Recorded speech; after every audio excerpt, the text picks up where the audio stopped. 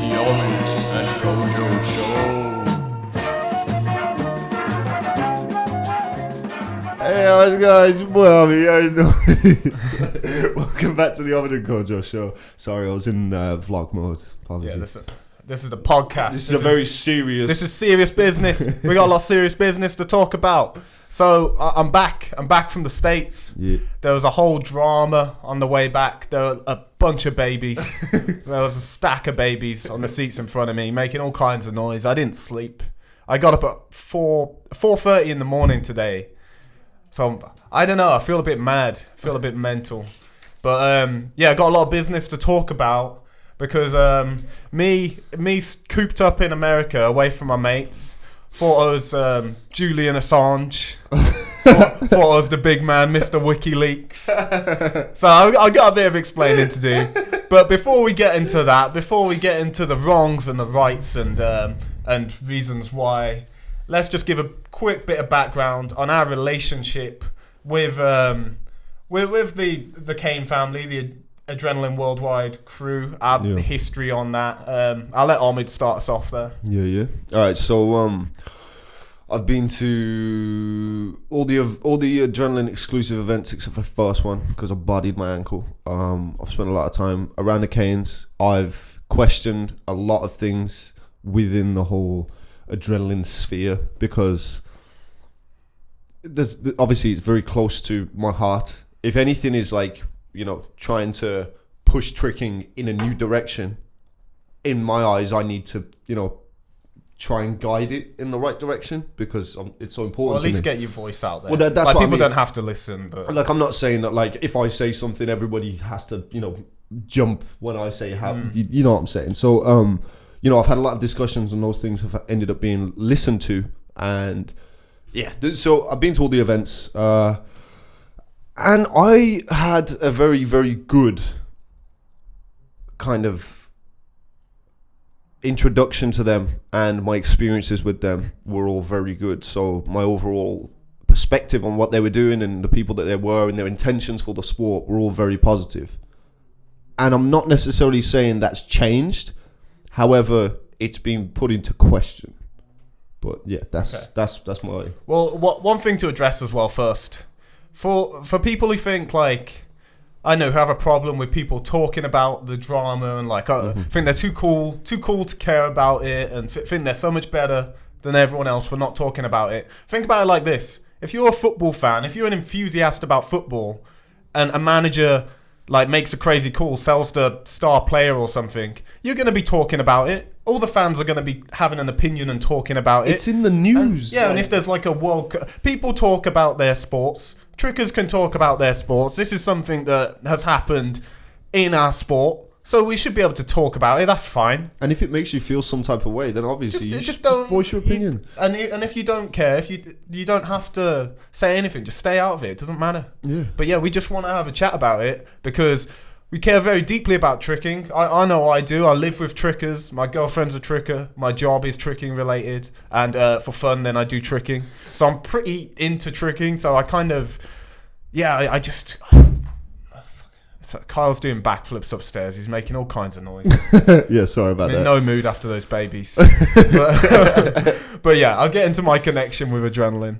So I've been to a couple of their events. Now, before I'd been, then I'd heard about the Loop Kicks Adrenaline drama. I know there's all kinds of stories floating about. I'm friends with the Loop Kicks guys, and I've been told the full story about how they were wronged. Now, just as an outsider, they didn't have enough information for me to like condemn the Canes because of that.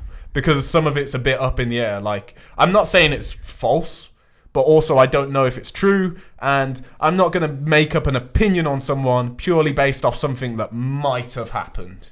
So I kind of came into it with an open mind when I first met the Canes. I like treated them as if I just didn't know anything about them. And they're really lovely people. They looked after us great, treated us better than most gatherings have. The battles were it's a bit tough, but I didn't expect it to be perfect. We've ran events. I know how hard it is, and running something of that size, it must be really hard. I could appreciate that they were definitely trying their best. Yeah. They clearly...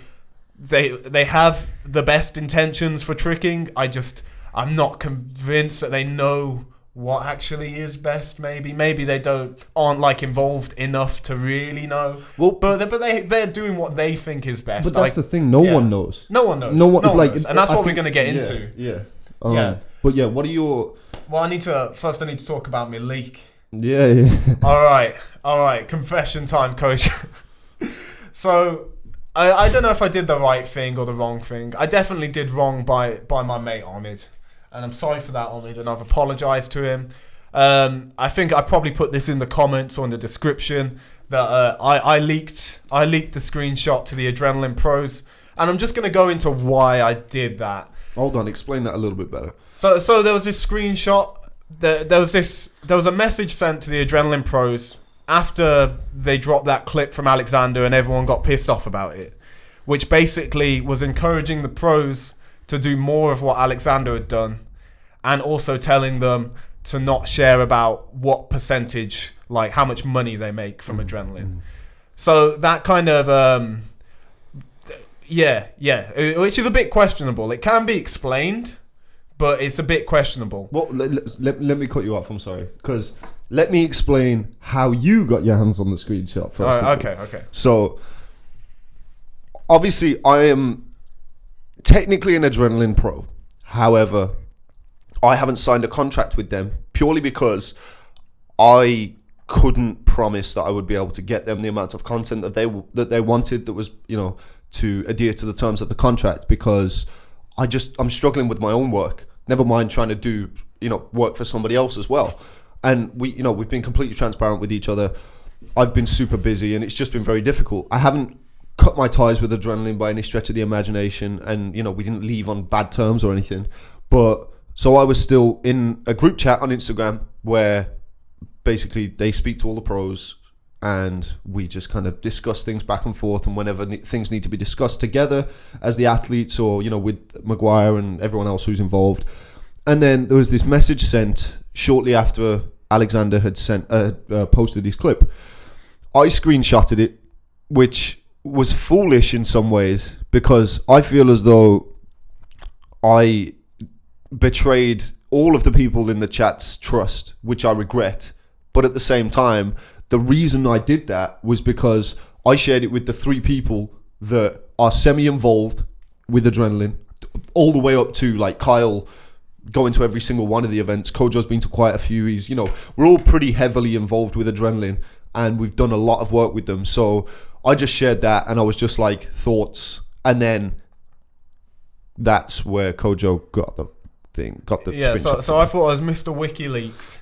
But no, I go into first like why I would share that, because I don't hate Adrenaline. I don't think they're evil, but an idea, it started kind of building up in my head over time, because I'd seen the contract for Omid, and now I've got a unique perspective because I run my own tricking streaming platform, and also I've been like a pro tricker at their events, kind of competing at Adrenaline events, and also I've been just a part of the tricking community for 8 years. So I can see all the different angles of this argument. So that's what kind of got me pretty invested when it happened. I felt like I needed to be somewhat outspoken about this, as I have so much information on it, like living with Adrenaline Pros and being to the events and then running my own thing and knowing how all of that works. Then I just know a lot about it. So I did get quite invested about it, and probably got a bit triggered. Shouldn't have. Yeah, 100%. Yeah. But it's because it's hard when you care so much about something deeply. And also, I know Alexander was at our house like last month, so I know him well as well. He stayed with us for 2 weeks. So me and Omid kind of have a pretty unique perspective. We know a lot of we have a lot of pieces to the puzzle. Yeah. But here's why I would share that screenshot, because it wasn't really out of spite. So I'd seen the Adrenaline contract, and as they pay people just from what I knew from the contract, that they were paying people a percentage of what they get from like people signing up. So you'd only get paid if you get people to sign up, and you have to produce 4 videos per month. Now that seemed pretty unfair to me, because I know the amount of people you can pull in through an affiliate link, and yeah, you can make some money, but it's definitely not a fair price for 4 videos. Even Kyle, who's our biggest affiliate for KTL, even he makes maybe like it would be a decent amount per video if it was just off affiliation, but still you got to do all the promotion as well, which is extra work. Yeah. And I thought of people who have like 4,000 followers who are adrenaline pros, and I just thought they're really not getting a fair deal. They're not making money. They like lots of them might not even make like a penny for their work. On the surface, yeah. On the surface. Yeah. Like, I'm not saying they might pay the people way more, but I'm just saying at the time, this is what I was thinking. This is the information that I had. Yeah. So this is all I knew at the time. And then I see that message. So I've always thought, because that's what they've told me, that Adrenaline have the community's best interest in heart. They want to make tricking better. That's what they've always said. They want to do good things for tricking. And then I see that they've done something that's really pissed a lot of people off. The majority of the community, most trickers are pissed off about this. Trickers who are well known, who've been involved for a long time, not just people who are just hating because of Loop Kicks drama. Yeah. So I've seen this, and then I see that Maguire has encouraged more of this. So from my perspective, I'm just seeing him like encouraging more of what is pissing off the whole of the tricking community. If everyone thinks this is a bad thing, myself included, and he's encouraging more of this, then that makes me question whether he has tricking's best interests at heart. So I'm already thinking, like, do they actually care about tricking? Because from this, it's looking like they don't. And then I also think that the athletes might be getting underpaid, the ones that don't have big followings, who could be providing loads of value through their videos. Just if they don't have a big following, if they're not really popular, then they wouldn't really be making money off it. So I had a bit of an issue with that. And then I saw the thing about not sharing how much you get paid, and that like confirmation bias kind of confirmed it in my head, really. Yeah. So then at this point, I'm not really thinking about Omid. I'm talking to people on the internet about the issue. Everyone's commenting about it. I'm just getting involved in the debate. I mean, I work from home, and when I'm at my girlfriend's and she was at work, so I'm just kind of home all day, working, seeing these comments. So I'm a bit stuck in it, a bit too in the conversation, a bit too much on social media, because I'm on my laptop all day editing. So I'm getting every single notification and people messaging me about it. And then you got to think, on my website, I have 2 videos where I openly promote Adrenaline. I'm saying how it's a good thing. I'm saying how it's good for the community. They're trying to do good things. Yet I've been getting all this information that's telling me the opposite. So I'm starting to doubt that at this point. And I'm thinking, I'm putting something out there that's not true, and I don't want to be someone who puts out things that aren't true to people who actually listen to me and would respect me enough to like support what I'm trying to do. I'm not trying to lie to those people. So that becomes a very like personal issue with me. And yeah, hold on, let me check my notes, because there's a load of stuff about this. I knew I'd forget some of it. Well, let me address a couple of the things that you've said. Go on. Because so I'm not. Again, this is the reason that we're doing this, and the reason we're doing it in such a long format is because it's not meant to be like we support Adrenaline or we don't support Adrenaline. It's a case where we're just trying to give all of the information that we know and inform people as to what the situation is. And I don't think that's going to necessarily... the goal of this is to help tricking. It's not to stop Adrenaline or to help Adrenaline. It's about pushing forward tricking, whether it's with or without Adrenaline. But at the end of the day, there's because of the situation, it's caused a lot of questions to be raised, not just about Adrenaline, but about what the future of tricking entails and how we should move forward with the sport. So, which we're going to get into. We're going to get into whether this is a good or bad thing just after I've explained myself for this stuff. Carry on then. Well, you gotta let me explain. I can't just put out there that I'm like the Julian Assange of tricking and then not explain myself. Let me finish my explaining. So, as Adrenaline is promoted as something where they're paying trickers, where it's money in the trickers' pockets, this is where I think it becomes a public issue. This is where I think trickers should know.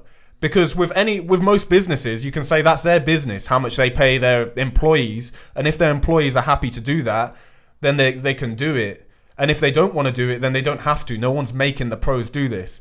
But it's being sold as something that is supporting the trickers. So if people are like signing up and paying money to this because they think it's supporting trickers and it's actually not supporting trickers, that's where the issue is. That's why I felt that people needed to know. People should see this screenshot. People should see that they're trying to not tell people the percentages people are making, and they should see that they're trying to encourage more of what Alexander was doing, which a lot of people had a problem with. Now, so at the time, I thought, yeah, people need to see this. But I thought if I post it, then it's just going to look like I'm just trying to take down Adrenaline because they do a similar thing to me, and it's like and it's trying to like promote myself. I thought that's how it's going to look. So that's why I didn't post it myself. That's why, well, I didn't even like send it to get posted. I kind of just was in a conversation and ended up sharing it, and then it got posted on the Tricking group. When I shared it, I thought, oh, they won't even know who screenshotted it, but which was really, really dumb, because obviously it'd be obvious that it was from Omid. So that was really stupid, and I shouldn't have done that, because Omid placed his trust in me, and I betrayed his trust, and I apologise for that, Omid. I shouldn't have done that. But hopefully from that explanation, you can see the place that I was in and why I would share it and why I thought that was the right thing to do. Because I'm always trying to do the right thing to do, really, at the end of the day. But sometimes I'm going to be wrong about what that is. Now, explaining the actual message, after talking to more people, then it can be easily explained. Like Omid told me, well, Maguire's just trying to support his athletes. He's trying to support Alexander. Well, yeah. Like Maguire and I had a discussion on the phone. So there was a back and forth. Maguire called me, and I thought it was just about a discussion that him and I had already, a message that I'd sent to him about a couple of different things. And he was like, yo, so did you share a screenshot of the chat? I was like, what? And this was before I'd seen it in the Facebook group. And then I was like, nah, there's no way. There's absolutely no way. I shared it with the guys in the house in our chat, and that was it. But there's no way. Like, I put my life on it. There's no way it's been posted by anybody, because what goes on in the chat stays in the chat. Apparently not. Sorry, Omid. Oh, you said I'm sorry. Either way,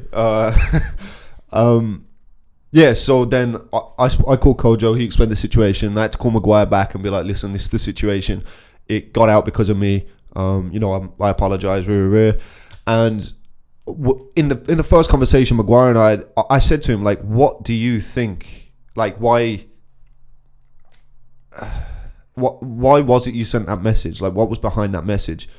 And he was basically saying, like, well, I've got to support my athletes in their decisions. And he's already made a decision, both by the company and by his athlete, to move forward with something.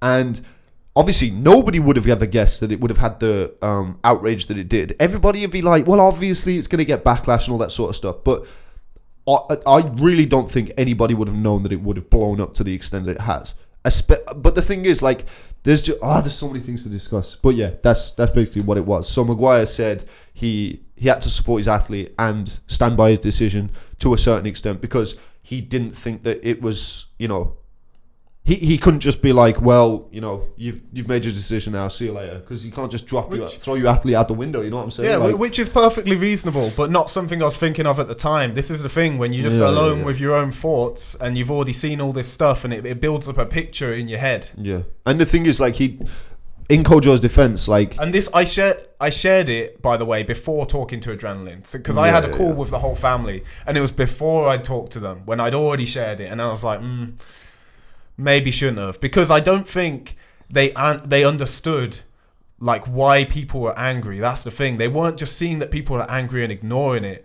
They thought that it was just the hate mob just hating on them, as they had done before. Like, I saw a post from a year ago about Bailey Payne and Johan battling, and it was an advert from Adrenaline trying to get people to sign up, saying they've got this battle, and there were a load of really negative comments saying, I wouldn't pay for this isn't what tricking is.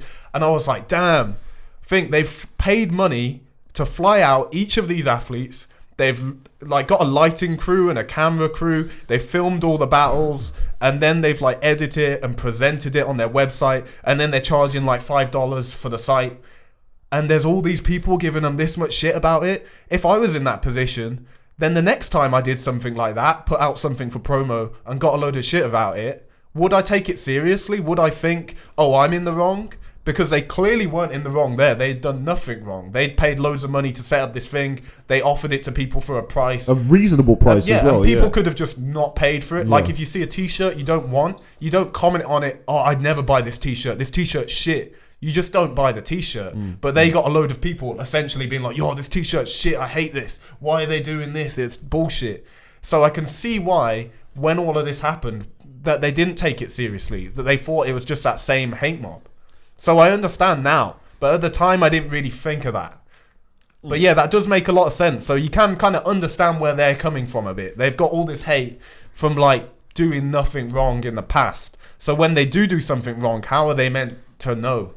Well, let me reel it back as well, because something that I haven't addressed either is why I didn't share the screenshot and why I've kind of kept my mouth shut online regarding this, because I wanted to wait. I wanted to gather as much information as possible. The reason that I didn't share the screenshot, and if I'd have thought that it was the best thing for the community to know what was being said, then I would have shared the screenshot, honestly, because at the end of the day, like, if I see that something's for the greater good of the community and the sport, then I'm going to do it. Even if it throws myself under the bus and it makes me look like a prick, if it helps the overall growth of the sport and the progression of the sport, then I'm going to do it because I care so much about this shit. And I didn't do that because I did not have enough information. And then when I discussed it with Maguire, because I had a lot of questions about various different things, when I discussed it with Maguire, it, like, you know, certain pieces of the puzzle were starting to come together. However, I still hadn't made my mind up about what I thought about the paywall and what I thought about various different things that we are going to run into shortly. But that was my thinking behind it. And basically, I second what Kojo was saying. Like, even before most of this shit had kind of kicked off, I said in the group, like, no wonder they don't. I don't know, like, obviously they're going to be desensitized to this. Whether they do things that are really good for the community or really bad, they get a barrage of hate. So you're going to get desensitized to this shit eventually. Neither of us are necessarily saying that those explanations are, like, completely true. We don't know. That's all we're saying. We don't know. This could all just be explained, like, perfectly, rationally. Or maybe they are more aware and don't care. We don't know is the important thing. That's what I want to get out there, that we don't actually know. So it's not really a case of like it's this or that. It's you can't really know. Like when I talked to them on the phone, then they said that they pay people like lump sums as well sometimes to some of the pros. So it's not just the percentage they get from the sign-ups. So maybe they're getting a fair amount for the work. I don't really know. Well, at the end of the day, that's at the discretion of the athletes, which is why I didn't sign the contract. My point was before, it's at the discretion of the athletes. But if they're getting if they were getting a really unfair deal, then the community should know, because the community, the people who are backing this project, are backing it under the idea that the athletes are getting paid fair. So if they're not, then the people should know. So I was thinking of the customer, really, when it comes to that. I was thinking that's advertised, that the Trickers are making money from this, that this is good for Trickers. And if it wasn't, then I'd want people to know about it. Because if it's all based on future promises, like you're going to make this much in a year's time or 2 years' time, then yeah, that's great. Maybe they do. Maybe Trickers do start making all this money.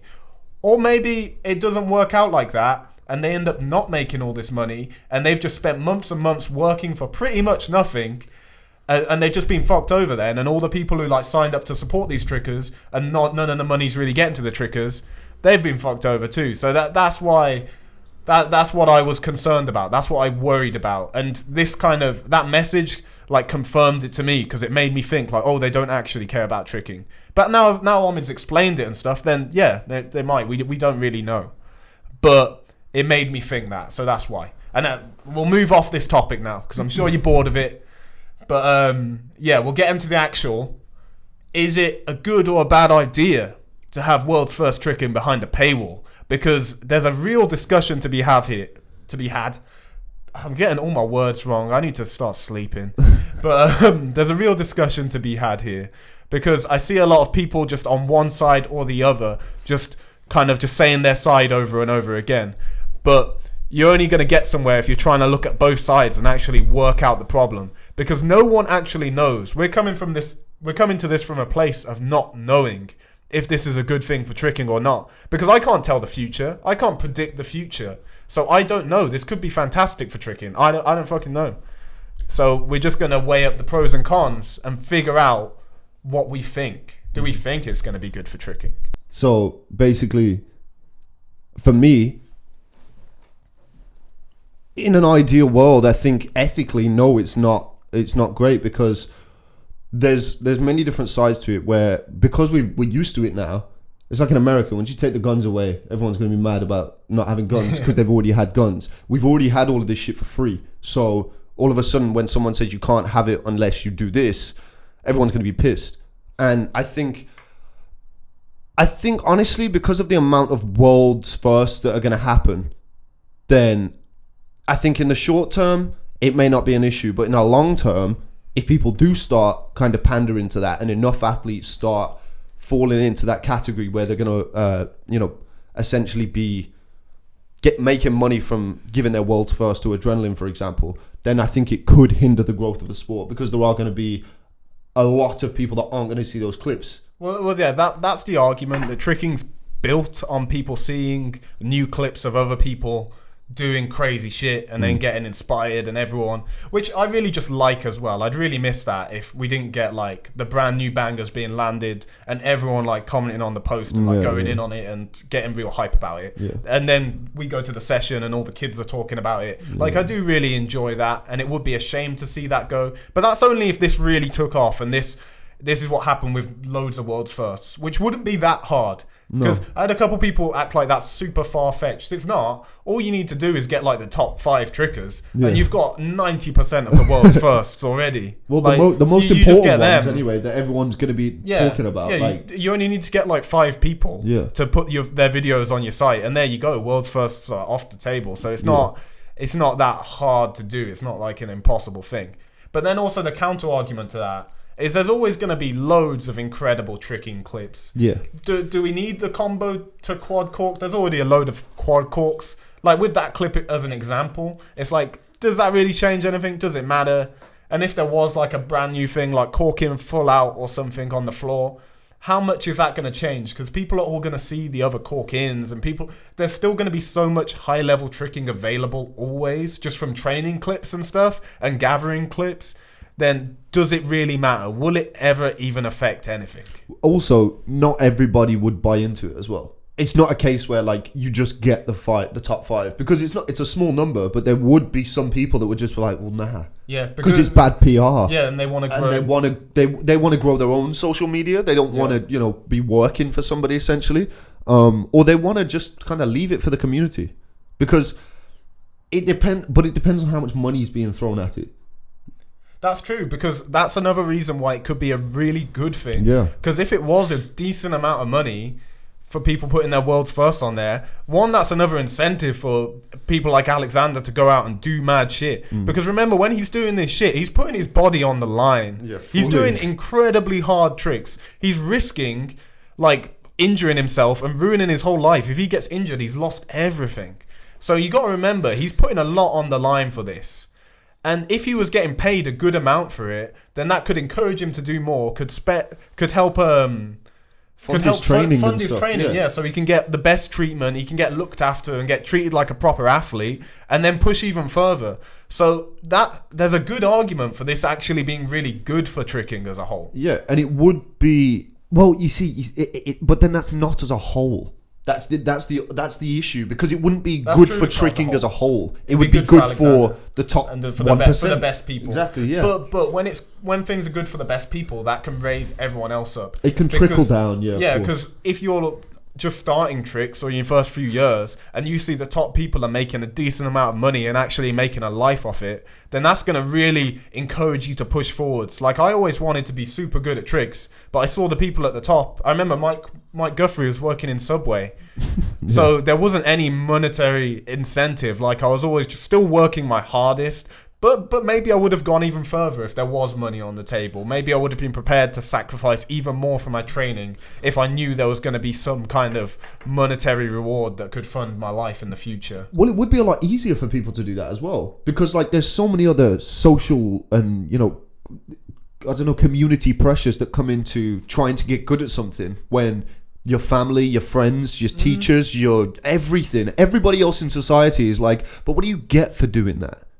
Yeah, if you Like, got money, you can be like, well, I'm earning X amount of money a month, or sorry, I could earn X amount of money a month, a year, and that system would be good. But then that's just a case where the question is then raised: is it good? Because the community aspect would end up taking a hit. It definitely would. There would be a lot more kind of. I don't know about competitive. definitely. I don't know about definitely. No, it would be. It would be affected. Okay. It would definitely be affected because, and I don't know whether it would be good or bad because there would be a lot more competitiveness. But personally, I like competitive things. I'm a very competitive person. It doesn't bode well for me because I'm not that great at anything. But I just I just do full twist. Like, I'm just a talking head on this show. I don't do the flips anymore. But I like that side of things. But it could end. Like that kind of that camaraderie that comes with like, I'll race you to this, or I really want you to land it. It'd be dope if we both landed it. But then there'd be that little bit of like, well, you're going to get $1,000 or I'm not going to get $1,000. Or the big sponsorship deal that funds your life. Yeah, like, so yeah. There's just so much that, is that a good or a bad thing though? Because I think it could. It could be both. Like, we just don't know. For someone like me who really, I'm not that into the competitive side. I try and like train my mind to move myself away from it as much as possible and try and focus on myself as much as possible. Well, then it's like I would rather, like, I like the gatherings where it's not competitive. I like the gatherings when there's not even battles really and everyone's just sessioning and having a great time. That's me personally. So if things did get more and more towards like everyone's working to get that sponsorship, then yeah, it might ruin the vibe a little bit. It might not be as friendly. So that is something to consider. But then also how people's parents will get on board. That could make a huge difference because there could be a kid who's going to be the next Jose, and his parents would take him to the gym if they knew that he could make some money someday. If they knew he could actually make a life with this. Like how kids who end up being in the Premier League for football, I'm sure their parents are taking them to every single training. Yeah. Their parents are supporting them through every practice. Their parents are encouraging them to go and train when they don't really want to. Yeah. Whereas trickers don't have that. Most trickers' parents don't even like care or even want you to do it. Yeah, some of them actively don't want you to do it. I have people message me all the time saying my mum won't, pay for KTL, or my mum won't let me buy this because she thinks tricking's stupid. No, I have that too. I have that a lot. That too. So I think it could really change that, which could lead to an explosion for tricking. It could lead to it getting way bigger because kids in their schools, the kid will be getting into it, and then his friends will see it. And maybe they want to get into it too, but instead of them just getting into it just because they want to learn these flips, then the other kids will be telling them, oh, if you get really good at it, then you can be like a pro. So like in any other sport. And I think that could really get a lot of kids into it, and it could help tricking grow a lot, actually. Well, I don't think there's necessarily a bad thing about that statement. Where it's like, well, this is an incentive so that it can sound a little bit more socially acceptable, because that's the case with pretty much everything in life. Yeah. Like, if there's something attached to it that other people can get on board with, if it's not just the passion that you already have, because it's like saying, because I love this, it's cool. It's like there's not really much of a grounds to base an opinion on. Whereas if you say, but I can make a bunch of money, there's a possibility I'll make a bunch of money, people will be a lot more inclined to support it. But quickly challenging what you were saying about the competitive side. You say you're not necessarily competitive, but if, for example, when you were at the top of your game, like a few years ago when you were just crushing things, there would have been, I don't necessarily mean the battle side of competitiveness. I mean like the first person to land this world's first and the first person to land this world's first. That's a slightly different competitive edge to the type of shit that we're, because then it's almost like a scavenger hunt of type. Yeah, I can get competitive with that. I'm not saying I don't get competitive at all. Yeah. I'm just saying I try to not be competitive. Yeah. Like normally I just use kind of internal things to motivate myself rather than other people. But I'm not saying I don't feel competitive sometimes. Like if someone's doing the same kind of tricks as me and they're doing it better, then that's going to encourage me to up my game. I don't want someone doing my tricks like better than me, really. So yeah, obviously I do feel it with that. But what are your just on that topic as a whole? Go on. What are your overall thoughts? Like if you gun to your head, Do you think it will be a good thing to move forward or not? With that? Yeah. Wait, what do you mean? With the paywall. That's what we're talking. It's a No, complicated issue. No, I know, but like if you had to say with the information that you have right now, do you think yes or no? That's what I'm thinking about. It's not just a big yes or no. I'm looking for the yes or no. This isn't a nuanced discussion. I'm looking for the yes or no. This isn't some Vox. This isn't BuzzFeed. Vox. We're actually digging into the issues. We're not just giving a bit of propaganda. I just wanted your opinion. That's all I wanted. I don't have one. Okay. I'm saying my opinion at the moment is it could be really good. It could be bad. I don't know. I don't know that's a question whether it would be good or bad. I've just not asked you that question up to now, and I just thought I would have said no initially, but then after talking to more people, this is why.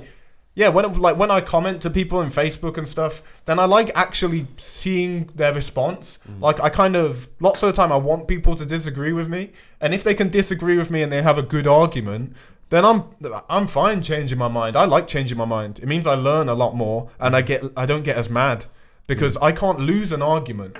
When I'm involved in the argument on Facebook, there was no way I could lose, because if someone presents something that kind of refutes what I'm saying, then I'm like, oh, that's true actually. And then I'm on their side. So I can just always be on the winning side because I'm not doing it out of self-interest. I'm doing it out of trying to figure out what's actually best. And when you're trying to figure out what's best, then you can't lose in a debate because all you're going to do is just learn new points. So you're just going to learn from it. Well, that's the reason I asked, because I haven't asked you that question up to now. So I was just like, have you... Well, what do you think? Because I'm in the exact same boat. Like, and I just... Up to this point, we've just been talking around the topic. So we agree on a bunch of the points, but I wasn't sure whether you'd come to an overall opinion or not. I've got some opinions on whether they're doing it the right way though. Like after the video was posted, then I was thinking, oh, they're gonna threaten to sue him, aren't they? And I was thinking that's the worst PR decision you could ever do, because it's not gonna benefit them in any way. I was just thinking from Adrenaline's perspective. I was like, if I do this, it's going to benefit me, like, no way. The clip's not coming down. The clip's going to get shared everywhere. There is no way of getting the clip down. There's no point even trying at this point. Yeah. So they had a couple of different routes they could take. If they just apologized and said, we've heard your concerns, we're going to publicly release the clip, because they might as well have at that point. They're not losing anything. The clip's already out there. They're not losing anything from doing that. They just gain, like, some people wouldn't be happy with it, but they'd win some people over. But if they go for the threatening to sue option, all that's going to do is encourage more people to share it and get way more hate on Adrenaline. And it's like, I knew they were going to do it, but I was just kind of waiting, like, oh, don't do that. That's the stupidest thing you could possibly do. Well, there was a third option as well, where they kind of... say anything? No, not necessarily. Well, that's the fourth option, which they kind of took that approach, because even though... Well, they did say something. Even though Maguire made a statement, like, he didn't address really address the issues. I don't know if he tried to... I don't think he was trying to swerve it. No, I don't think he was. Now, from all the information I've got, I think they just genuinely don't get it. I think they don't get the actual discussion. Because if they got into the discussion and was like, we think it's a good thing because... And then said why they're in support of people having world's first behind the paywall... Then lots of people would disagree, but fair enough. It's like, no one can tell the future. That's their stance, and then this is your stance. That's fine. But they didn't like even address the argument. They just addressed some other argument, like, we just want trickers to be paid. Yeah, but I don't think they intentionally did that. No, but I think they just didn't really get it. But what the problem was. But it all kind of comes back to, like, their judgment kind of being clouded.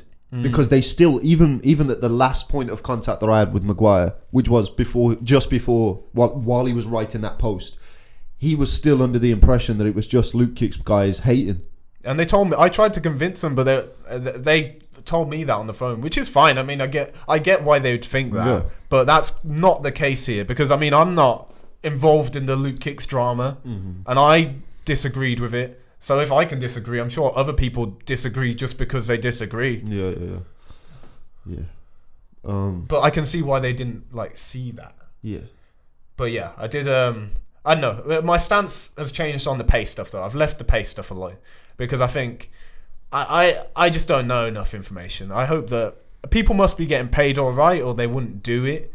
which I think is probably showing. I don't think everyone's making a video every week. Well, I there's remember I also- saw that and thought it's a bit ambitious to try and get trickers to do that. There's also a lot more to it that aren't like all of the information doesn't just come out straight away. Yeah, It's a business. The same with any of the things that we do. It's not like, even if you just think about the garrison as a whole, it's like something will happen and then we'll be working on it in the background for months, and then all of a sudden we'll put that out. And that's what they're doing. They're constantly working on progressing and pushing this forward. Like, I've had discussions with Maguire where he's told me about possible future plans. Now, I'm not going to sit here and talk about all those, because at the end of the day, none of them may happen. All of them may happen. Something completely different could happen, because when you're running a business of any kind, or when you're working on projects and things like that, you just don't know what's going to happen next, because you could try something in the background. It could go completely to shit because X, Y, Z, and people dropping the ball, things just not working, and then you move on to the next thing. It's not as cut and dry as just being like, right, we're going to do this, and then that's just going to work. Well, yeah. I mean, I definitely know about that from experience. Yeah. I mean, running KTL, like, a couple of weeks ago, I was expecting videos from 7 different people, 7 different trickers who I was paying, said that they were all going to send me videos on the weekend, and not a single one of them delivered the video on time. So I know that things don't always happen as you expect them to. You might have these plans, you might think, okay, we're going to do this, this and that, but then things just don't work out like that sometimes. It just doesn't work out. That's why it's also important to kind of keep certain things to yourself when you're doing these kind of things. And I would understand why they've made a lot of the decisions that they've had. That's why there was another issue I had with something they talked to me about it on the phone, and then also in the post that they put in Tricking addressing it. They mentioned how, like, they wanted trickers to still be getting paid even after their careers kind of ended a bit when they're a bit older and can't go as hard. Yeah. And they use, like, Will Coney's at age 35 as an example. Mm-hmm.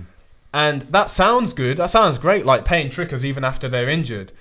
But from, like, actual reality, what's actually happened, it doesn't quite add up, because their method for paying these people is from them building up the amount they earn from affiliates. So that means all the people they get signed up, they get a percentage of, and Adrenaline are kind of just assuming they'll still be getting that percentage in 5 years' time.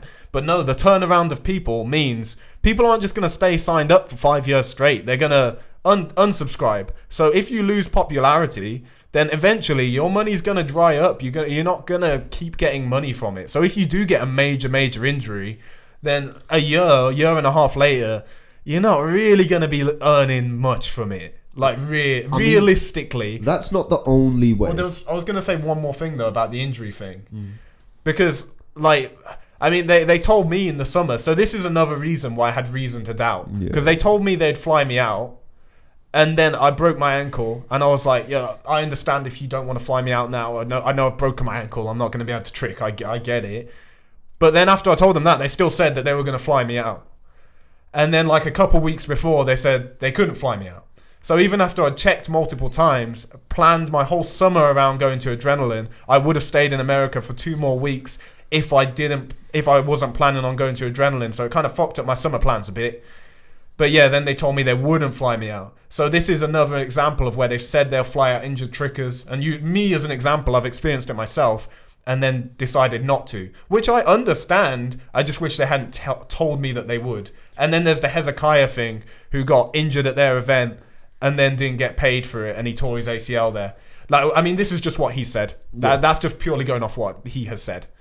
But so these things kind of give me a reason to doubt that in the future they'll be hooking up trickers in the way they say. Yeah, that's the thing. And then if they're not going to hook up trickers in the future in the way they say, and they're not paying trickers well at all now, then doesn't that mean trickers are going to do loads of work, make all these videos, sign over the rights to Adrenaline, not get any money for it, and then Adrenaline just own all of these trickers' videos which they sell? That's the concern. And I'm not saying that's the case, but I'm also saying not saying that's not the case. That could be the case. That's what I'm concerned about. That's what I'm worried about. Haven't been cleared up exactly. This is why they need to be more open, because if they got in a dialogue about it, then this wouldn't be coming into my mind and other people's minds. Well, it is if hard. They like talked about it a bit more openly. It is hard as well because of hearsay, for example, like you said. Because I don't doubt that. Well, it is kind of hard. It's hard. It's hard, It's but hard to I pick respond out to my every single- comments. I yeah, but respond like, to all look my at how many questions. comments there were.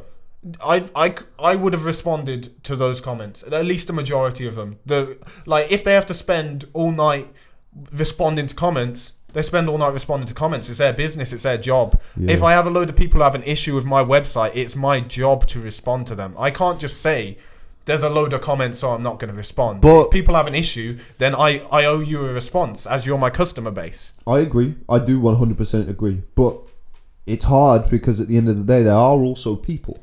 And their humanity kind of has to come into play at some point. Like, well, they don't have to do it all at once. I mean, just the next day, at least respond to some of them. They've got a whole team. Like, it's not even one person. I'm not saying that. I'm not saying that they don't. They should just do it all at once. Get Connor Simon on it. Even just spreading it, spreading it out over a course of weeks or whatever. Like, once bitten, twice shy. That's why I empathise with the thought processes that they've had, because all I'm trying to do is look at both sides. Because at the end of the day, like, I've heard XYZ about I've heard a lot of different things that can paint adrenaline in a very negative way, particularly to me. Like, when I was at the summer event and I nearly snapped my ankle in half. I had bad cramp midway through a trick. I put my foot down, the top of my foot ended up on the ground, fucked me. And then shortly afterwards, somebody came to me and said, oh yeah, I heard Maguire say something along the lines of, oh, for fuck's sake, can't believe this has happened again. Fucking athletes always getting hurt when we're doing all this and this. And kind of making out that it was the worst thing in the world for them when I've just nearly broke my ankle. Now, I don't know what was true and what wasn't. And I didn't actually question that because I left almost immediately afterwards and then I forgot about it. But I can't just base my opinions off of what another man has said about another man. It's really hard. I would rather just go to that person if it was a big enough issue for me, which that wasn't, because at the end of the day, you'd understand. I understand. Yeah, like, shit's fucking stressful, but like, it did piss me off a little bit at first, but I always try and remove myself from these situations and try and look at both sides. So I don't want it to come across in this whole discussion that I'm like jumping to adrenaline's defense or I'm talking shit on adrenaline, because that's the whole point of this discussion. It's about just kind of revealing everything and discussing it all. One thing we should put out there as well, they have spent a ton of money on their... whether you think their project's a good thing or bad thing, just know they've put down the money for it. So really at least they're prepared to invest in something tricking related. And then also, from the amount they've put down, I don't think they're like making a profit. So they're not... Even whether the athletes are getting paid fairly or not, it's not like adrenaline are really cashing in on it. It's not like they're just money hungry. Yeah, so I mean, when I'm talking about that system and stuff and saying that it might be unfair, I'm not saying that they're just like exploiting these people, really. Yeah. I'm just saying it's not a good system. It's not like they're benefiting. Yeah, I'm just saying it's not a good system. That's basically all it kind of boils down to. It's not a very good system. Is all. I think that's a broad discussion that also needs to be had. Is it a good system? Is it a good product? And where should it be from your opinion? It's hard because the way I look at it, it's like anything that I would have to counter it is kind of just a different thing. Do you know what I mean? Because for me personally, I wouldn't make a whole system. I wouldn't make a whole product based around battles. But that's just a completely different product at that point. You know what I mean? Yeah. And I know they've tried to... Well, they've advertised like tutorials and they're doing like vlog sort of things. But with the tutorials and stuff, because if the athletes are all editing it themselves and making it all themselves, then I think they might struggle. But time will tell. Because I get edited ones from people, and because it's not their job, they're not doing it all the time. They haven't edited hundreds of these like me, and I'm not even a good editor, so I'm not good at the actual editing bit. But I know tricking well enough. I know tricking coaching, so I know how to edit it in a way that gets the information across. Yeah. Whereas for lots of the people who send them in who haven't done that before, they don't. So I don't know how well they'd be able to do that side of things. Also, it's not their primary It's goal. Not their baby. You know what I mean? Like you're always gonna take a hell of a lot more care with your own business or thing that you're working on your project. That's one thing that concerns me with adrenaline. Because if they do they care enough specifically about their product to make it like actually marketable? Well, I think they do.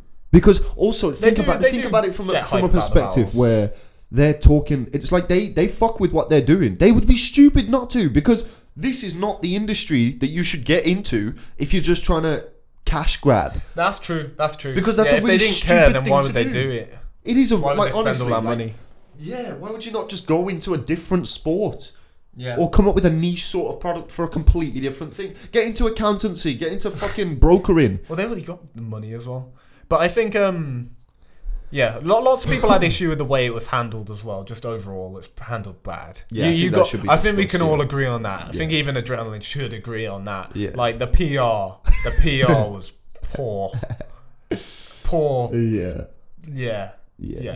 Right. Nothing really to say about that, really. Yeah. But Should we talk about Alexander's situation? yeah, let's talk about Alexander, because I think it was really unfair what happened to him. 100%. Yeah. Because he was given loads of hate. I saw he had people commenting on his post saying like, "I hate you," like multiple people, which isn't nice. Just because someone's like on the internet and they live a more like a public kind of life, doesn't mean that they aren't affected by things and don't have feelings.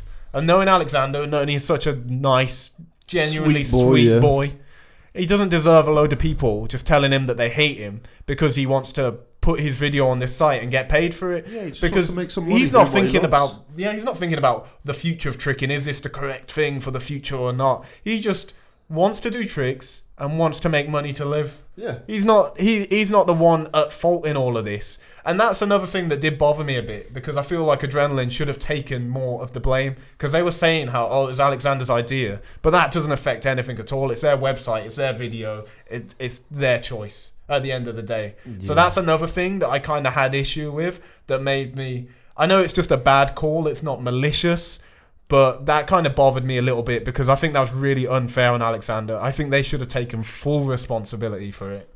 Really. I wouldn't say full responsibility.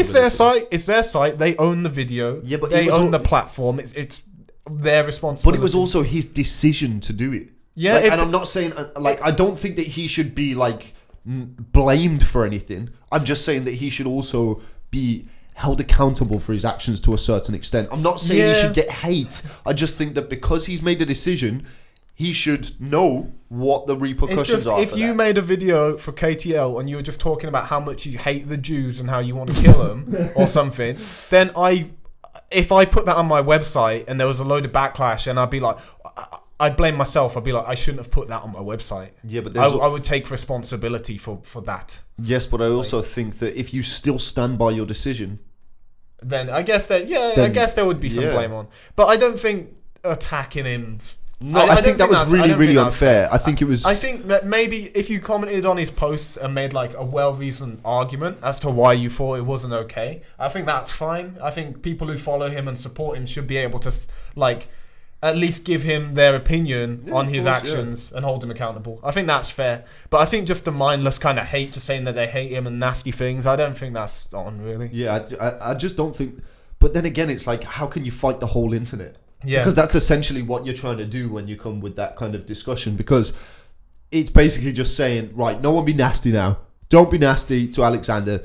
And you just can't do that. You just got to block him, really. Every time I open my phone, someone's talking shit about me. So it's like, literally every time. Like, there'll be a comment on one of my YouTube videos of people talking shit. So I know I'm never going to be able to escape that side of it.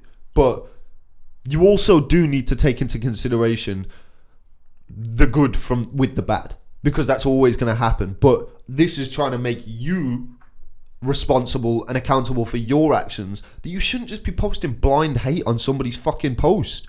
Like, even if you disagree with their decision, if you're not offering a better solution, do not comment and just spew blind hatred. Because I agree with the blind hatred thing. But I know that argument comes up sometimes. So people saying, like Adam Davenport posted in the group, kind of saying like, if you don't have a better way for us to make money, kind of, then like if you don't have a better solution, then how can you be against this? And I think you can be against it without knowing what is the best thing. That's not my argument. Like the argument. I know you were talking about the hate. Yeah, I know you're talking about the hate. But I do also a point. I do hear that argument, and I don't think it's valid. I don't think it's valid either. You need to be able to voice your opinion. Yeah. But there is a certain diplomacy that has to come with that. You can't just be running around saying, "Oh, you're a prick, you're this, you're that." Like, if you oppose something, by all means, just say that you oppose it. Even if you literally just say, I don't like this. If you don't have anything else to add, that's fine, because then it gives the people that are making these decisions a better idea as to the numbers and the way that people are reacting. Because imagine the amount of people that did actually think it was a stupid idea. But we also don't know how many people thought it was a good idea that have just kept their mouths shut. And some people did think. Some people were commenting. Yeah, thought it was a good idea. Towels made a really good point for it. This is the one that made. That's what made me think about it the most, because before that comment, then I'd thought, Alexander has the right to do whatever he wants, and Adrenaline have the right to do whatever they want. But also the people, if they really disagree with it, then they're gonna be like hating and saying whatever. Like I just thought, well, that's the way it's gonna be. Like, I don't know if anyone can do anything about that. But then Towels made this really good point that, like, Alexander's putting all this work for this skill. To do this combo, he's worked his whole life for it. He could do backflip when he was 4. It's pretty much his whole life. Been working towards it. Doesn't he have the right to sell that, to sell his art to pretty much like a private collector if he wants to? If someone works their whole life on a masterpiece painting and then they sell it to a private collector who keeps it in their mansion and no one else ever sees it, did they not have the right to do that? Does that person owe it to the people to see their art? It might be the best picture of all time. See, with art, that's a question they might have that's painted never... the best picture of all time. Is the world entitled to see that art or not? And also, the person that's created that art is also the one that gets to put the price on it. Yeah. Which I think is fair.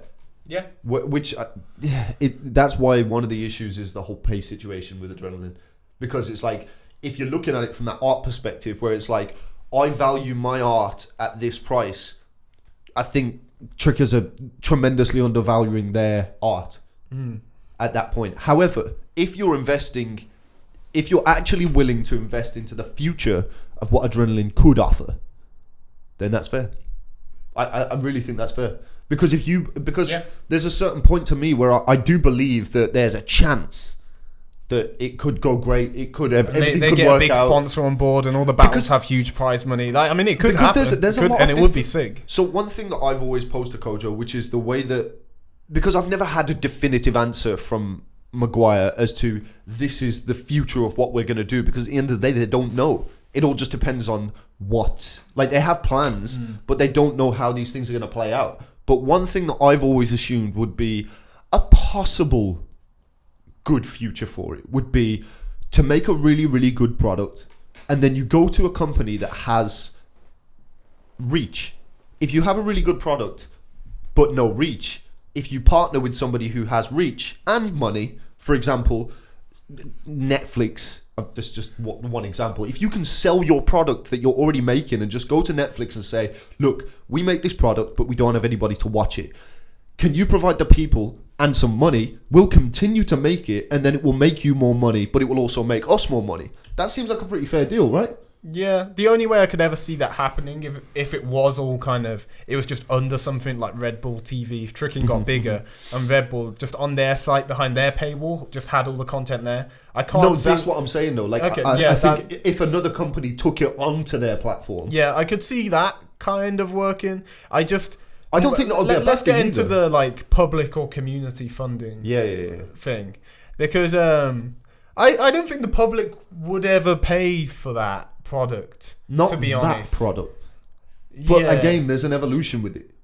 Do you know what I mean? It's like, so let's say you're building this website, and it started by building this catalog of videos, and then you end up making this kind of concept for a TV show, for example, or you ended up making up a concept for, I don't know, anything that was more personality. I mean, that's a whole completely different thing, though. That would mean just doing a completely different thing. Yeah, but that could be like stage 6. Yeah. You know what I mean? Like, because you don't know how far these things do go. adapt and change like loads. And I think it would make sense to also get, because to me it's like, I've been questioning for years whether you should be targeting the public or tricking, like the community, to like for your reach. And what this has kind of made me realize is that I really think if tricking could essentially become self-funded, where it's trickers funding other trickers to do tricking related things, and then with that money, expanding and expanding, showing more people outside of the tricking community tricking, and going in that sort of direction. I think that would be the best way forward. Well, there's a really good argument for that as well, because you get what you pay for. If it's the public paying, if the main like consumer base for whatever product is the public, who are people who aren't trickers, then the product's going to end up like mirroring that. The product's going to be made for people that aren't trickers. It could. Well, no, you're gonna make you want to please your base. You're not gonna. It's like if I was one of those channels, like a big channel who just has the general population watching, and I was like a tutorial channel. I'm gonna be making tutorials for like backflip and wall spin. I'm not gonna be making tutorials for full D-leg twist. Yeah. Whereas the trickers. Like, trickers don't want tutorials for backflip. Trickers want tutorials for these advanced, complex movements. Yeah. So, because my market is trickers, then that means that's what I'm providing for them. But if my market was the general public, I'd be providing a completely different product. So, when trickers are prepared to pay for things, it means the things are going to be, like, made to benefit them. So, if trickers are the ones who are paying, then it will actually... We'll get more stuff that's geared toward tricking. If there were a load of non-trickers who went to gatherings, then gatherings would start to be made for non-trickers. And it would be more of a spectacle with just people there watching the trickers, and it wouldn't be what it is. But because it's the trickers who go there and pay to go, then it's made to please the trickers. So that's why I think it's important that lots of the money comes from within the community, because then it will be for us. It will be for the people who are like actually really invested in it. Well, you see, because then it also raises that whole question, like, it kind of ties into the topic, like, should tricking be focused on trying to get bigger? Or better? Or both? Or neither? Like, what? I think about better. I do think about bigger as well. Like, one of my main, like, personal goals, what I'm trying to do, like, why I do all this stuff, is because I want to make tricking more accessible, but not in a way where, like, I don't mean for people who don't trick at all, just so it's easier for them to learn some tricks, because it's already easy for people who don't trick at all to learn tricks. They can look on YouTube and there's plenty of butterfly kick tutorials and backflips and front flips, and it's not that hard. If you actually care, it's not that hard to get some basic tricks. My goal is for all the people who have the basic tricks who want to get really good, because I know from experience that's incredibly hard. Even if you're prepared to make it the focus of your whole life, even if you make everything revolve around tricking, it's still really hard to get really good. So that's why I'm trying to create a resource that makes it not that hard. It makes it possible. It means people who would like me just training in a swamp by yourself, I would be able to get as good as Jacob Pinto. Whereas Jacob Pinto, obviously his parents, like he's had his own gym, he's had coaching since he was a little boy. So how would someone like me ever be able to compete with that level? How would I compete with those trickers? I can't. They're just way better because they've had all of these resources. They love tricking and train incredibly hard, but so do I. But I didn't have any of these resources. So that's why KTL exists, because I want to give everyone the resources. So it's a level playing field. Everyone has the knowledge of Michael Guthrie at their fingertips. Though I know I'm a bit of a hypocrite here, because not everyone, only the people who can afford to pay for it.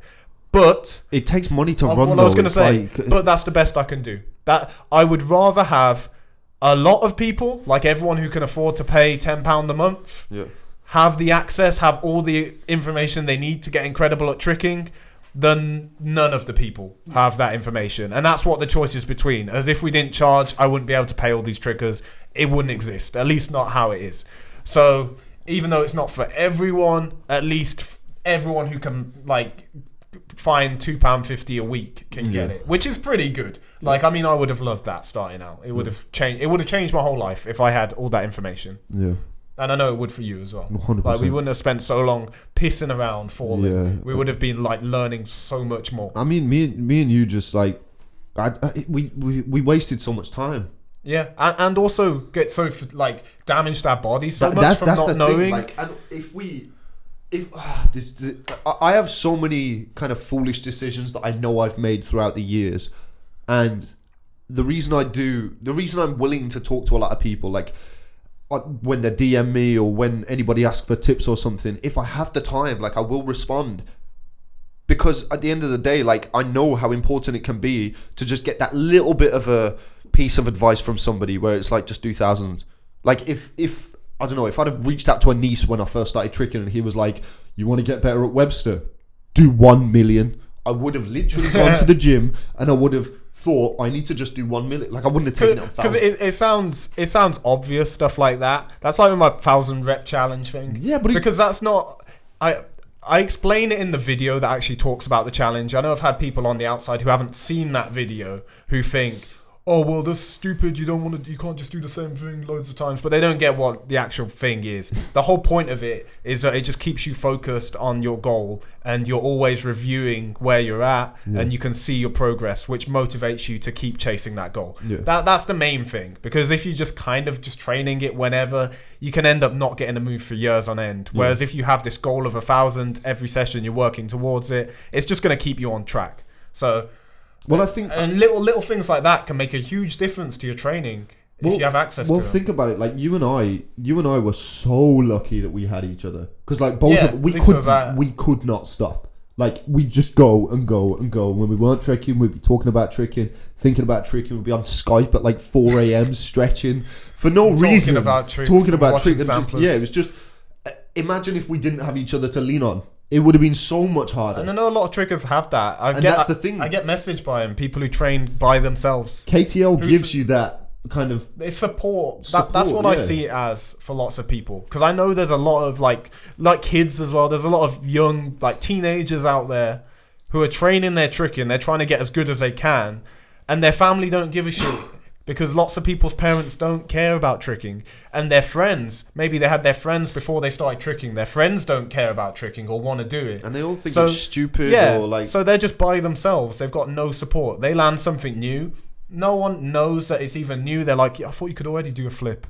And no one knows. No one cares. So that's one of the other things I want to do with the, like, KTL community. I want people to just have some kind of support when they achieve their goals. Because... it's just nice for everyone. I feel like it would suck not having, like, anyone who cares about your achievements. Yeah. Because it means a lot to us. But 100%. I know people on the outside can't understand that, which I understand why. Yeah, 100%. But, there's things that I don't understand. But because I've had the experiences that I've had within tricking, this is why I care so much. Because of those experiences, now I kind of look at the world through a completely different lens.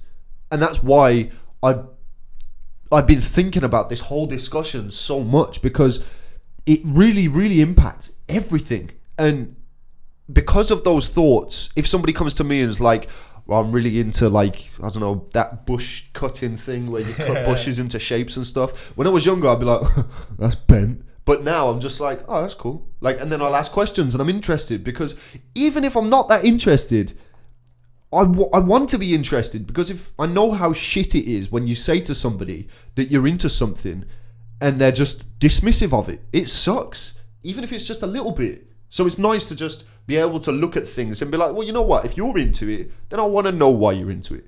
And that's why I get so caught up in these kind of things. But yeah. On a slightly different note, well, not that different a note, but let's just talk about some alternatives, some other things that can be done in the future. Yeah. How can trickers monetize and just grow tricking? Like, not even about making money. How can we make tricking better for everyone? You know what would be really, really cool and that would benefit everyone a little bit? What? If, for example, Hooked. The art exhibition of Hooked.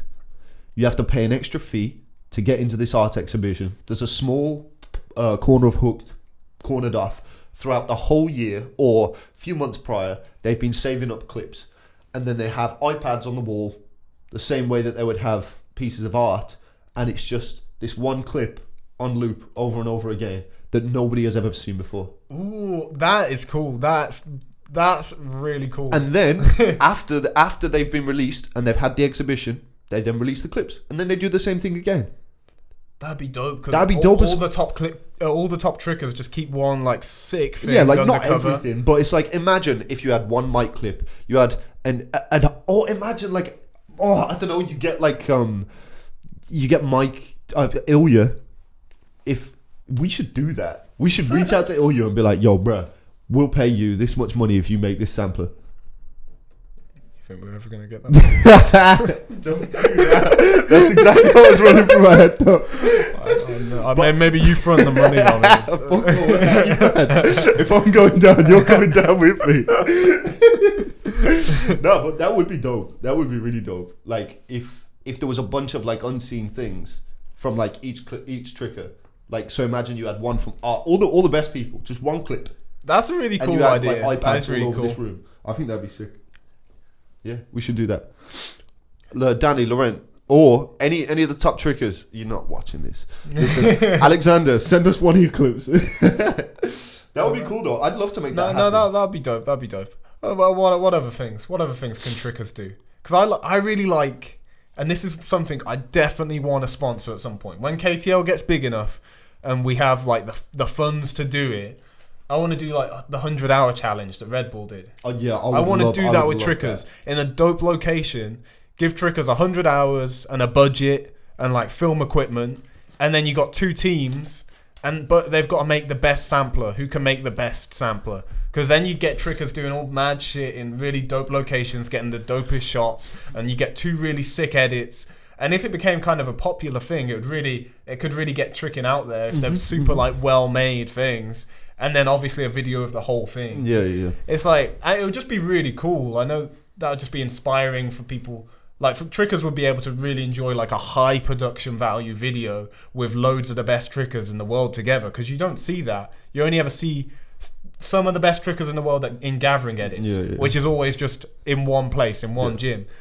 I've never seen like a group of loads of the best trickers in the world out on the streets or on just grass in vibing, places like, doing sick tricks. Well, one thing as well. If you haven't seen the Red Bull 100 Hours challenge, there'll be a link in the description, or if not, because we forgot, then just search it on YouTube because it's sick. It's basically a concept where they give free runners 100 hours to film and edit a video in 100 hours and see who gets the best video. But like if there was a prize for it at the end, or like you could do it where it was like kind of competition thing, but the trickers get money at the end, or you just pay the trickers. It's like there's various different ways that people can make money with that, but overall everybody wins. That's dope. That's a dope idea. That's something I want to do in the future.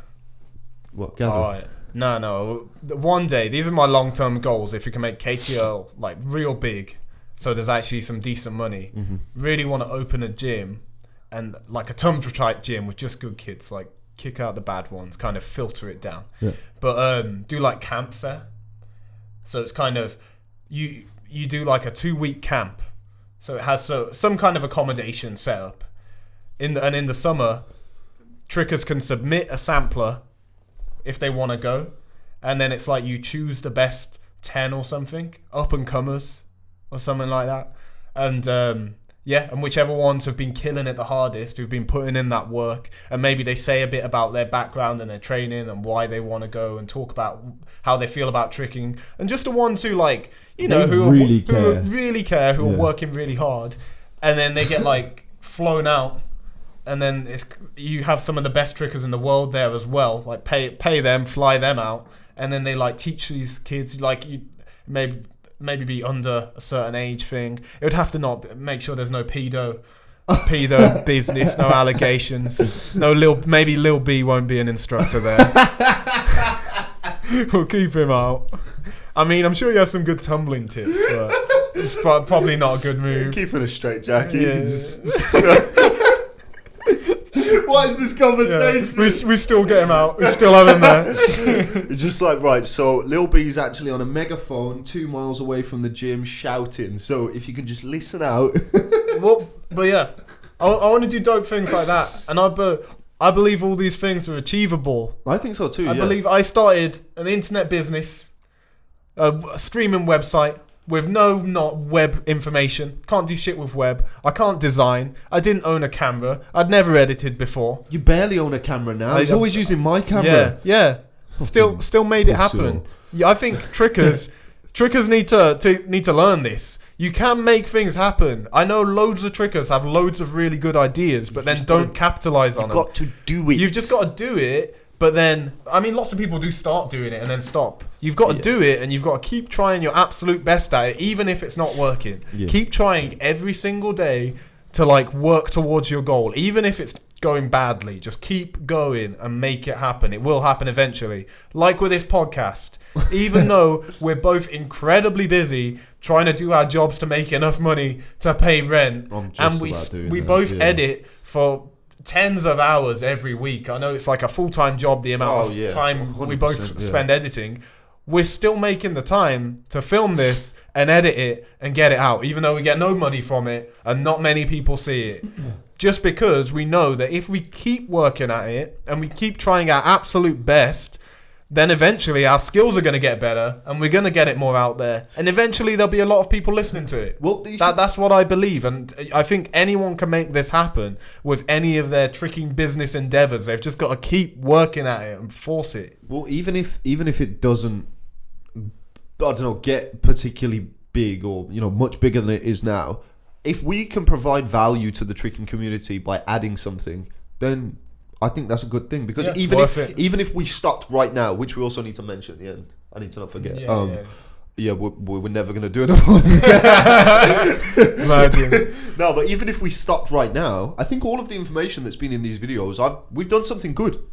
We have done something good. I know some people like it. Yeah. No, I just think the information, the discussions that we've had, it's either entertainment or it's insightful. And I think they're both good things to add to the community. And because they're online, they're just there now forever. That's true. Until you know, World War III. might inspire someone. Yeah. But yeah, I'd like to see more people coming up with different tricking businesses and making them happen. And if you want to collab on any of them, just message me and we'll see what we can do. Also, if you have an idea about a tricking business or something that you want to do and you want advice, then you can message me and I'll give you as much advice as I can and I'll help you as much as I can. I've had a couple of people with various things talk to me about stuff. And because of what I've done with KTL, I've made a lot of mistakes, so I've learned a lot of things not to do. So if you want to avoid those mistakes with whatever tricking endeavor you're starting, then just message me on Instagram and I'll do my best to give you as much advice as I possibly can.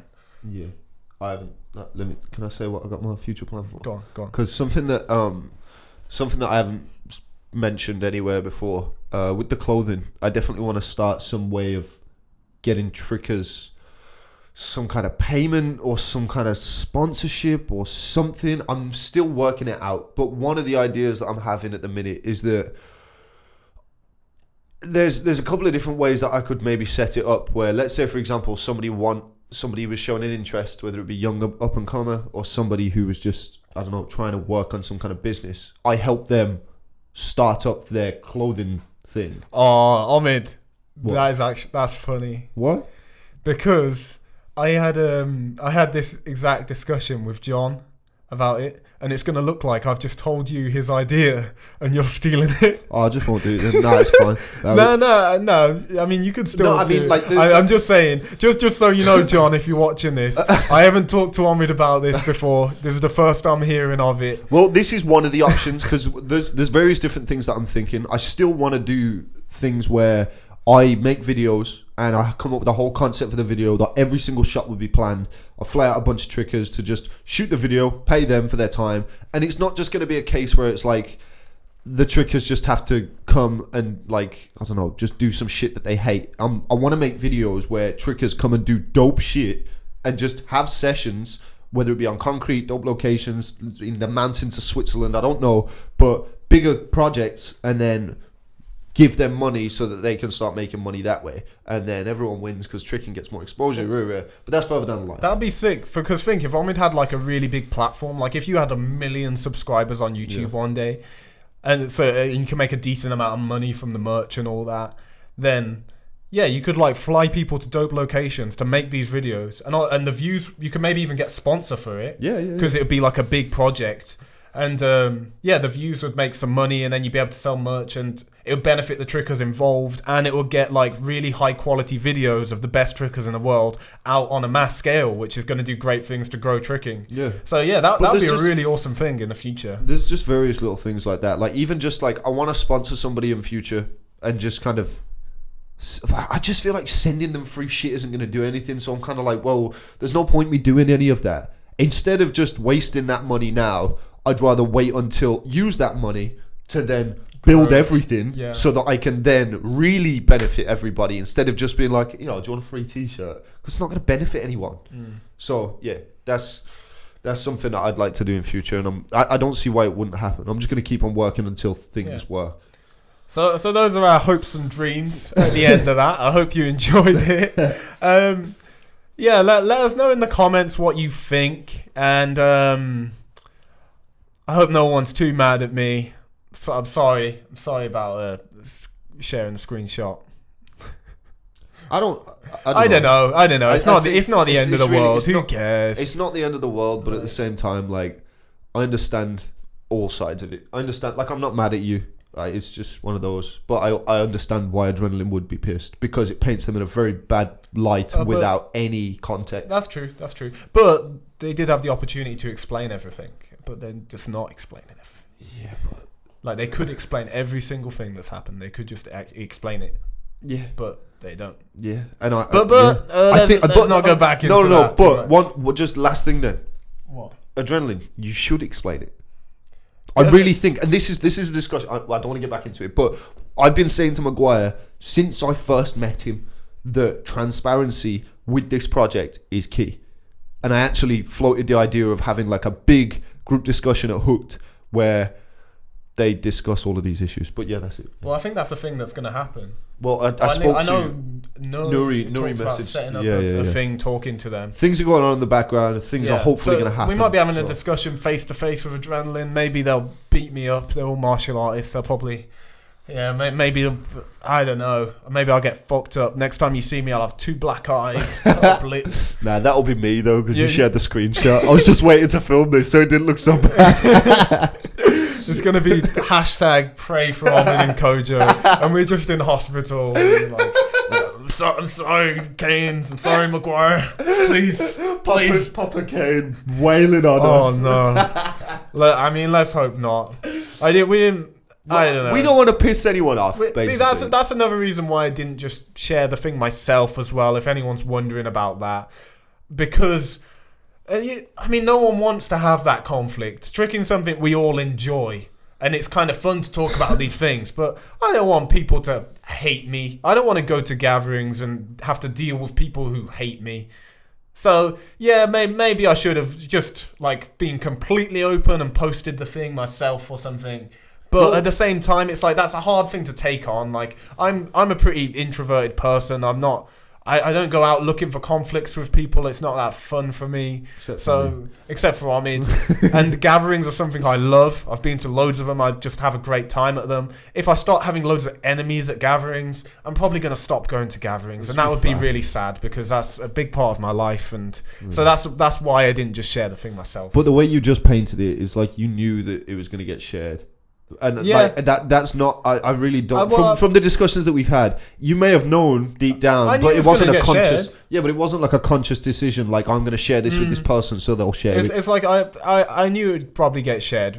It's kind of. It's obvious. It is what it is. I knew, but at the same time, it's like, as I explained earlier, then I thought that it should get shared. I thought people should see it. So it's like I wasn't really trying to hold off. It's like I really wanted it to get shared, but I didn't want to share it. And then it kind of seeped out from me being I can't keep anything to myself. I'm really bad at that. I got a big mouth. Anyway, listen, we've tried to end this too many times. Safe. See you soon. No. Forgot about the last thing. Hold on. Christmas. The important thing. Me and Omid, we're having a Christmas break. Yeah. All right. We're gonna come back with a whole new podcast. We're changing it all up. So keep look forward to that. Hopefully the audio will be available alone, so you can listen to this anyway. You can listen to this in a dark room, just with your headphones by yourself. You don't need to have the screen on for YouTube. It'll be like we're in your head. Yeah, it'll be like we're right in there. Yeah. Oh yeah. Oh yeah. But yeah, we're having a break. We'll be back in the new year. We'll see you then. Yeah, safe.